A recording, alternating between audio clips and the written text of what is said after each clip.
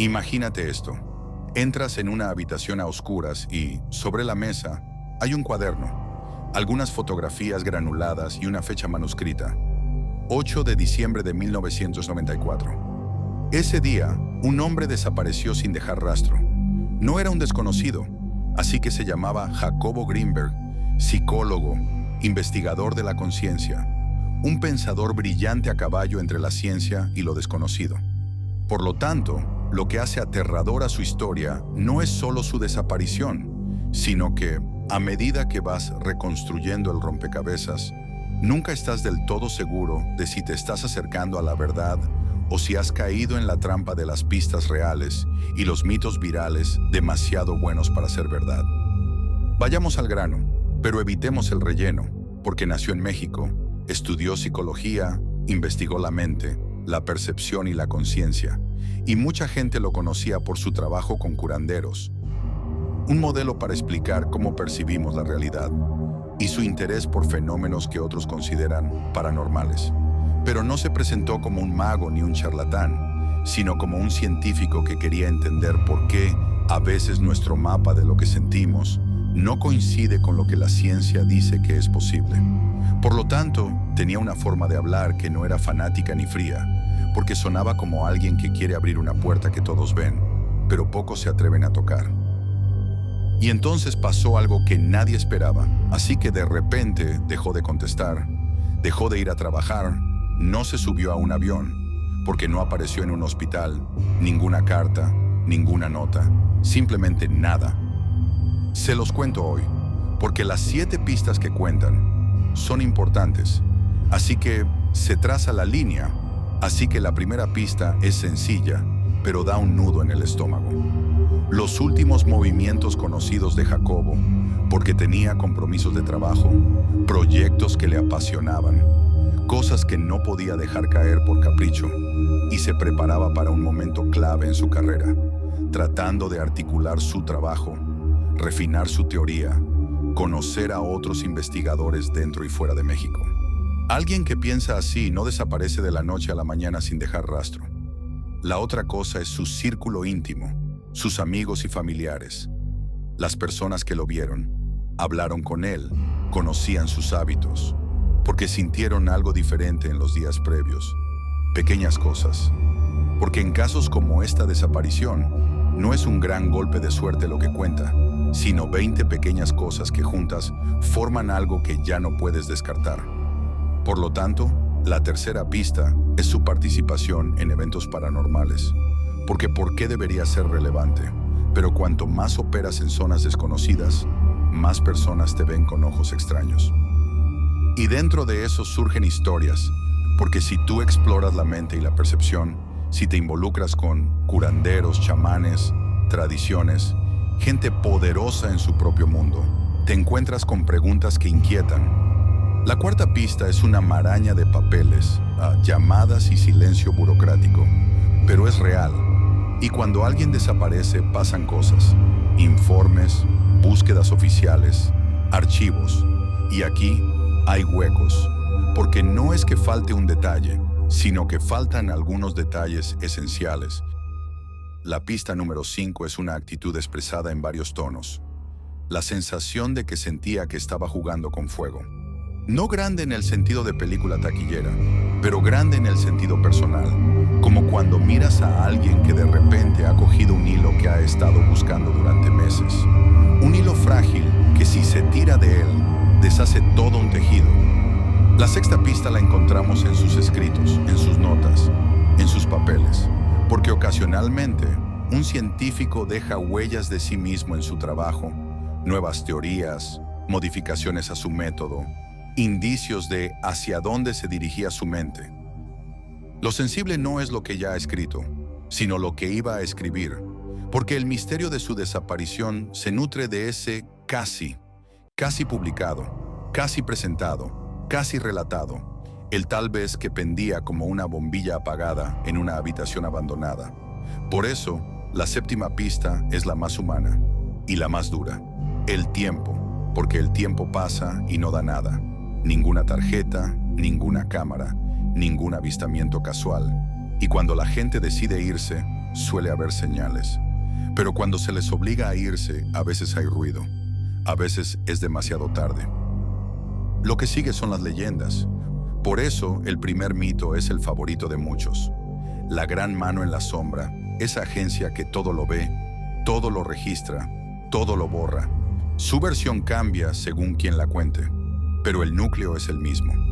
Lo hicieron desaparecer porque ¿cuál es su atractivo? Es una explicación total, redonda, elegante. Lo abarca todo. Así, este mito te proporciona una tranquilidad momentánea, como un cuento bien contado, pero al final del día tiende un gran mantel sobre una mesa llena de hechos, y los hechos son los que nos acercan, aunque duela, a la verdad. El segundo mito es el que lo hace sobrenatural, porque en esta versión Jacobo transgredió un límite, tocó lo que no se debía tocar, abrió una puerta que nunca se cierra, y su desaparición no es un acto humano, sino el resultado de esas fuerzas. Porque ¿por qué persiste con tanta fuerza esta versión?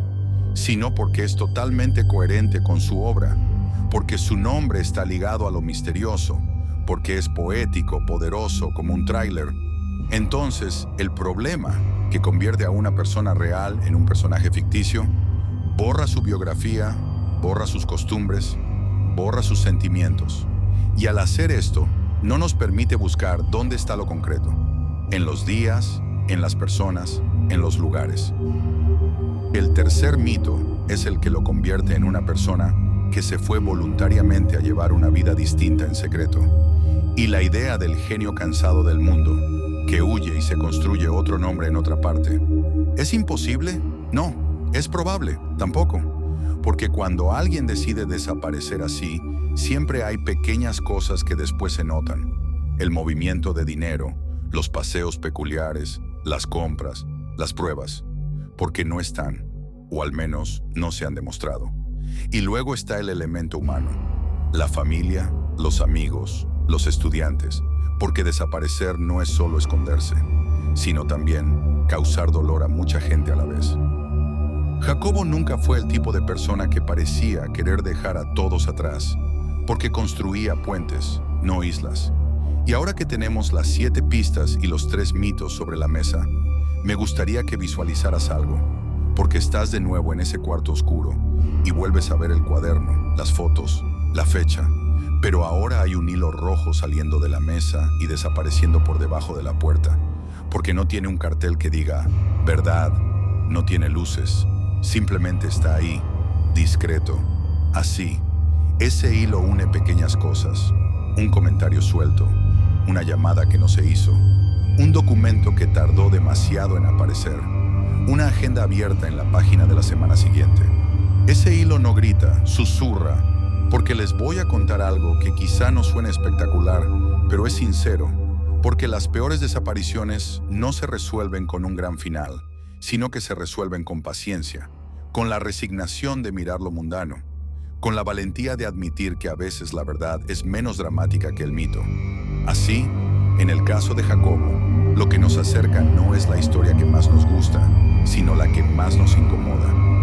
Pero hay algo más, y esto es lo que me inquieta profundamente, porque aún sin saber qué pasó ese día, su obra sigue suspendida sobre nuestras cabezas, porque su pregunta sigue en pie: ¿cuál es la realidad que vemos?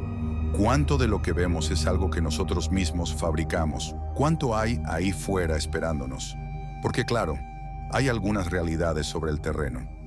La imaginación no se puede comer, pero la imaginación es donde todo empieza, y es donde encontramos a otros que nos ayudarán a refinar nuestros pensamientos. La historia de Jacobo está plagada de esas esquinas. Quizá por eso sigue viva en las discusiones, en los vídeos, en los comentarios, porque cada uno puede rellenar el hueco con su propia hipótesis, su propio espectro. Pero si lo recuerdas como espectro, lo pierdes una vez más, porque prefiero recordarlo como fue. Alguien que se ensució las manos con el pensamiento, que cuestionó, que se emocionó, que intentó comprender. Alguien que, al borde del enigma, optó no por la ilusión, sino por la indagación. Y si ahora cierras los ojos, quizá lo veas como yo lo veo, caminando por un largo pasillo, con una libreta bajo el brazo, susurrando ideas, uniendo puntos, abriendo puertecitas que otros pasan por alto. No como un mito que devoró a un hombre, sino como un hombre que se atrevió a darle palabras a lo que muchos sienten, pero no saben expresar, porque duele su ausencia, pero su pregunta, esa que deja resonando la habitación al salir, esa no desaparece. Así que sí, hay 7 pistas que nos mantienen en el suelo, y hay 3 mitos que nos quieren llevar a una montaña rusa. Tú decides a cuál te subes, y yo estoy. Por este día, aquí sigo, con el hilo escarlata entre las manos, escuchando lo que no habla, viendo lo que no es noticia. Porque hay veces que para resolver un enigma no hay que gritar, hay que murmurar y seguir, siempre seguir. Sígueme para más contenido de misterio. Deja tu like. Nos vemos en el próximo enigma.